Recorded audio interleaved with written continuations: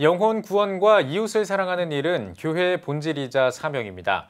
이 두 가지 사명을 함께 실천하는 선교 복지를 미래 한국교회의 지향점으로 제시하는 움직임들이 활발한데요. 네, 오늘 뉴스 더보기 시간에는 선교와 복지를 목표로 한 융합형 기독인재 양성에 관한 이야기를 나누겠습니다.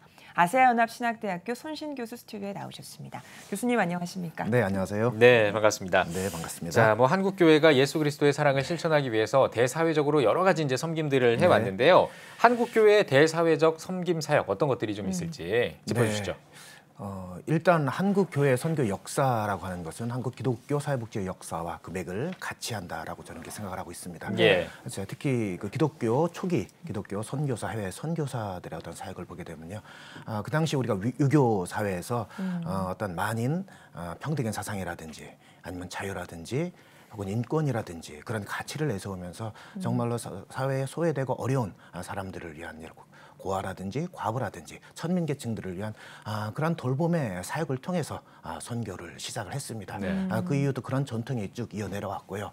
물론 여러분들 잘 아시다시피 1990년대 이후에 한국 사회가 많이 어떤 자본주의가 발전을 하면서 생기는 사회 양극화 문제들 혹은 그 소득 재분배 문제들, 사회 정의의 문제들에 대해서 한국 교회가 조금은 소극적이지 않았나 혹은 좀 더 탄력적으로 대응하지 못하지 않았나라는 그러한 일부의 비판이 있는 것도 사실이지만 저는 개인적으로 오늘날 한국 교회는 이러한 어떤 그 기독교 복지 혹은 선교, 이웃 사랑이 교회의 본질이라고 하는 그런 인식이 어떤 한국 교회와 기독교인들에게 많이 확장이 되었고요. 실제적으로 그런 노력과 역할들을 많이 하고 있다고 생각을 하고 있습니다. 그래서 앞으로도 그런 노력을 할 거라고 생각합니다. 네. 말씀해주신 섬김 활동이 복음을 전하는 데도 큰 역할을 했을 걸로 보이는데요. 이런 한국교회가 사회에서의 섬김 활동이 선교적으로는 어떤 의미를 갖는다고 보시나요? 네. 대사회적 섬김이라고 하는 그런 그 의미를 저는 어떤 그 당위성의 측면과 그리고 어떤 방법론의 측면에서 조금 달리 생각해봐야 되지 않나 그런 생각을 하고 있습니다. 네. 지금 저희가 함께 말씀 나누는 것처럼 어떤 기독교 사회복지 이 어떤 당위성은 이제 많은 한국 교회와 교인들이 그것을 인정을 하고 받아들이고 있습니다. 네. 그렇지만 그 방법론적인 측면에 있어서는 아직까지는 성경에 얘기하는 성경적 복지라고 저는 말씀드릴 수 있는데 성경적 복지에서 얘기하는 그런 방법론을 아직 충실히 따르고 있지 못하는 게 아닌가라는 그런 생각을 하고 있습니다. 예. 잘 아시는 사마리아인의 비유 이야기 잘 아시겠지만 사실 그 율법 학자가 예수님한테 영생에 대해서 물어봤잖아요. 근데 예수님의 대답이 오히려 율법 학자가 물어본 대답을 다시 질문을 하죠. 누가 율법학자의 질문은 누가 나의 이웃이오니까? 라는 질문에 누가 그 사람 강도 만난 자의 이웃이 됐는가? 라는 그런 대답을 하시면서 가서 너도 그와 같이 하라는 말씀을 하고 있습니다. 어떻게 보면 선교적 복지의 방법론은 저는 이 두 가지라고 생각을 합니다. 강도 만난 자의 시각에서 정말 그 사람들의 삶의 자리에 들어가서 할 때 어떻게 봤을 때는 복음의 접촉점이라고 하는 그런 우리가 효과도 거둘 수가 있는 거고요. 어떤 빛과 소금의 역할을 하라고 하는데 사실 빛이라고 하는 것은 어두운 곳을 비출 때 사실 그 빛의 역할을 다하는 것이고 소금은 또 물질과 결합이 됐을 때 또 물질의 부패를 방지할 수 있는 것처럼 실제적으로 그 자리에 들어가서 그 사람들의 삶의 현장에서 그 사람들의 시각에 사는 그런 방법론을 우리 한국교회가 한다면 선교와 복지가 더욱더 같이 나갈 수 있지 않을까라는 생각을 하고 있습니다. 네, 알겠습니다. 이 코로나 사태가 아주 좀 계속되고 있는데요. 그렇죠. 이 코로나 사태 속에서 한국교회도 또 많은 섬김을 했지 않습니까? 어떤 섬김을 좀 나눴었나요? 네, 일단 한국교회 섬김의 모습이 전반적으로 다 이렇게 바뀌었다고 말씀드릴 수는 없는데 일단 코로나 사회의 가장 특징 중에 하나라고 볼 수가 있는 것이 어떤 그런 그 사회적인 측면에 있어서 언택트 비대면 그러한 그 사회가 도래하고 있고 또 복지의 측면에서 있어도 융합복지가 조금씩 이렇게 가속화되고 있습니다. 저희 학교 같은 경우도 사실 교수님들이 한 학기 내내 온라인으로 강의를 하셨는데 그 전까지는 그렇게 하라고 하더라도 사실 엄두가 나지 못했었는데 이제는 모든 교수님들이 자연스럽게 하고 계십니다. 결국은 다가올 미래가 지금 현재가 돼 있는 거죠.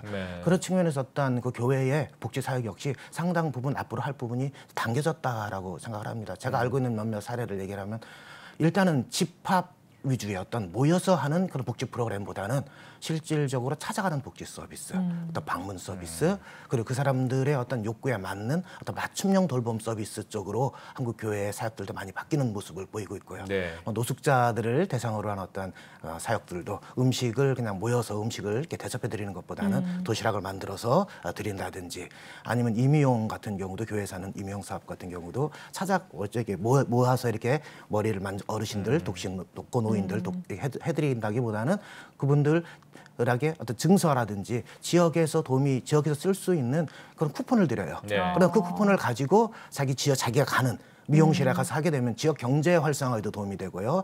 어떤 그런 비대면 언택트 사회 그런 측면에서도 좀 도움이 되고요. 이제 그러한 변화들이 이제 나타나고 있는 걸로 네. 그렇게 보입니다. 네. 말씀해 주신 것처럼 코로나19로 우리 사회 전반에 많은 영향들이 있었는데요. 네. 그러면 한국교회의 섬김 사역은 어떤 것을 지향하고 나가야 될까요?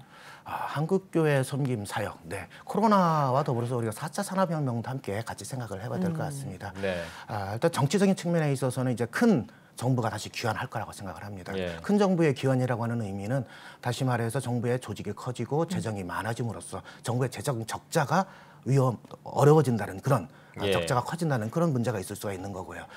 또한 경제적인 측면에 있어서는 일자리의 문제들, 그렇죠? 경제 양극화, 일자리 양극화의 문제들이 앞으로 심각한 문제가 될 네. 거라고 생각을 합니다. 또 복지에 대한 그 욕구도 보편적 복지를 자꾸 이렇게 국민들이 요구를 하게 되죠. 네. 아시는 바와 같이.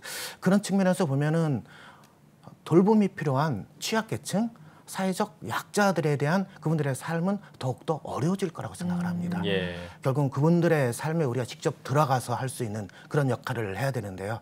그래서 아주 짧게 말씀을 드리면 시간이 적으니까 네네. 크게 첫 번째는 어떤 돌봄 책임의 부분에 있어서 책임의 공유가 빨리 이루어질 거라고 생각을 합니다. 네.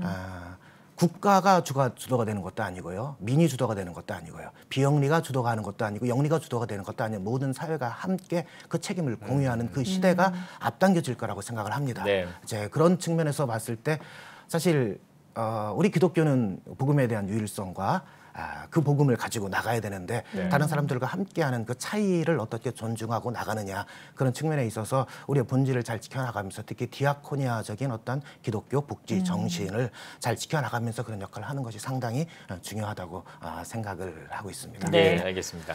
이 선교복지를 할 때 이 각 기관이나 지자체와 협력한다면 더 높은 시너지 효과를 낼 수 있을 것 맞습니다. 같은데 혹시 그런 방안 같은 게 있다면 좀 소개해 주시죠. 저희 학교에서 하는 걸 잠깐 소개해서 말씀드릴게요. 네. 저희 학교가 아주 양평에 있는 작은 신학교입니다. 예. 사정수도 많지 않고요. 그렇지만 양평에서 모든 국민들이 알 정도로 지역사회에 그래도 많은 그 영향력을 미치려고 노력을 해왔습니다. 예, 그러니까 예. 그래서 저희가 지금 양평군하고 여가부라든지 복지부로부터 다양한 복지 프로그램들을 저희가 이렇게 위탁 받아서 운영을 해서 사실 1년에 수십억 원을 지금 저희가 운영을 하고 있는데요. 네. 그렇게 하게 되는데 크게 세 가지가 있습니다. 첫 번째는 지역에 있는 정말로 우리가 나가서 돌봄이 필요한 분들이 누군지에 대한 그 분석이라 그럴까요? 이거 조사라든가 욕구 조사 같은 걸 저희가 철저하게 했습니다. 그래서 나왔던 게 다문화와 장애인과 노인이었습니다. 예. 그래서 그다음에 저희가 했던 게 양평군으로부터 위탁받은 사업이, 그리고 두 번째 생각했던 게 저희 학교의 정체성입니다. 비전입니다. 아세아 복음화, 세계 선교. 그러니까 국제적으로는 글로벌이지만 지역적으로는 로컬이 되신 글로컬의 어떤 그런 정신에 따라서 지역을 섬기는 교회, 특히 다문화를 섬기는 교회로 나가서 다문화 가족 지원센터, 건강가정지역센터를 이제 10년, 11년째 되는 것 같습니다. 네네. 저희 위탁 운영을 하고 있고요. 네. 그 노인들을 위해서 노인 맞춤 돌봄 서비스를 저희가 위탁 운영하고 있고 이제 그런 사업들을 하고 있습니다. 그렇군요. 네. 예. 말씀해주신 소외 이웃들의 삶에 직접적으로 들어가서 그들을 돕는 성경적인 복지를 한국교회가 잘 해내기 위해서는 어떤 역할을 좀 해야 할까요? 네. 일단 복지라고 생각하면 여러분들이 우리가 주는 거라고 생각을 할 수가 있습니다. 성경에 나오는 복지라고 하는 것은 그냥 주는 복지가 아닌, 그러니까 자선이 아닌 자조의 방법론을 사용을 합니다. 뭐 레위기에 나오는 이삭줍기 규정이라든지, 아니 희년제도라든지, 아니 부채탕감법이라든지, 그 모든 것을 보면 스스로 자신의 힘으로 일어설 수 있도록 자조의 방법. 사회복지라고 하는 것은 일반 사회복지도 마찬가지입니다. 그 사람이 자신의 삶을 책임감 있게 살아갈 수 있도록, 또 결과에 책임질 수 있도록 그 사람을 변화시키고 역량을 강화시키고 자원을 연계시키는 게 사회복지거든요. 자, 그런 측면에서 봤을 때 사실 이러한 성경적 복지와 선교 복지에 대한 아까도 말씀을 드렸지만 한국 교회가 당위성은 아는데 거기에 대한 그 교인들이 전반적인 인식 같은 부분은 아직까지 더 강화될 필요가 있다고 생각을 합니다. 예. 일단 신학교의 입장에서는 그러한 이론을 개발을 하고요. 특히 어떤 신대원 프로그램과 같은 그런 학생들 교육이라든지 훈련 프로그램에 그런 것들을 적용을 해야 될 거라고 생각을 하고요. 각 교회들은 교인들을 그런 어떤 이런 성경적 복지에 대한 그 정신을 잘 교육을 시키고 더불어서 어떤 그 사역을 담당하는 전문가들이 목사님 하는 경우들도 많이 있고 평신도 하는 경우가 또 있거든요. 그냥 주는 건 아무나 할 수 있지만 제대로 된 변화를 하기 위해서는 제대로 된 교육과 전문성을 갖춰야 됩니다. 이제 그런 것들을 갖출 수 있도록 해야 되고요. 또 어떤 성공 사례라든지 아니면 구체적인 실천 전략 같은 것을 공유할 수 있어야 될 거라고 생각을 하고 또 교단적인 차원에서 한 가지만 더 말씀을 드리면 예. 교단적인 차원에서 사실 제가 이렇게 다른 어떤 그 위탁 사업하는데 이렇게 심사를 나가다 보면요. 최근에 있었던 일입니다. 어느 모 지역에 있었던 노인복지관에 제가 위탁 심사를 나갔는데 기독교 기관이 3군데가 들어갔고 불교가 1군데가 들어갔습니다. 불교가 됐습니다. 그 이유는 기독교 기관은 개교회가 들어옵니다. 근데 불교는 조계종이 들어옵니다. 예. 그러니까 기본적인 처음에 정량 평가를 하고 그걸 바탕으로 면접이라고 하는 정성 평가가 네. 들어가는데 정량 평가에서 너무 차이가 나는 거예요. 그러니까 도저히 교회 세계가 조계종을 이길 수가 없는 거죠. 그것을 할 수 있는 유일한 방법은 각 교회 교단들이 법인으로서 각 교회가 각 지역에서 그런 역할을 할 수 있도록 행정적 지원을 하게 된다면 충분히 그런 부분을 우리가 극복할 수 있다고 이제 그런 생각을 합니다. 예, 알겠습니다.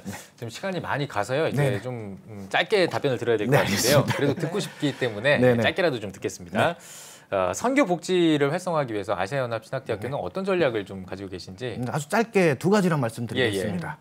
저희 학교 이름이 선교문화복지학과입니다. 네. 그리고 저희가 앞으로 저번에 말씀드렸겠지만 융합형으로 네. 해가지고 저희가 학부제로 바뀝니다. 네. 선교와 복지를 같이 하는 제일 큰 이유가 선교적 삶을 살아가는 전문 사회복지사 양성이라는 게 제 첫 번째. 네. 선교가 꼭 해외에 나가서만 할 수 있는 선교가 아니라 내가 살아가는 삶 속에서 내 이웃을 대상으로 하는 선교적 삶을 살아가는 전문성을 가진 사회복지사. 예. 네. 두 번째는 융합형 사회복지사입니다. 융합이라고 하는 창의 융합을 의미합니다. 예. 그래서 저희 학교 들어오는 이제 앞으로 모든 사회복지 학생들은 사회복지만 공부해서는 졸업할 수가 없습니다. 교육을 같이 공부하든지 상담을 하든지 아니면은 신학을 하든지 선교를 하든지 언어를 하든지 최소한 2개 이상의 전공을 해야만이 이렇게 졸업할 수 있는 그런 예. 융합 학부제를 저희가 시행하고자 하고 있습니다. 예, 네. 알겠습니다. 네, 오늘 뉴스 보기 시간에는 아시아연합신학대학교 손신 교수와 함께 이야기 나눠봤습니다. 교수님 나와주셔서 고맙습니다. 고맙습니다. 네, 감사합니다.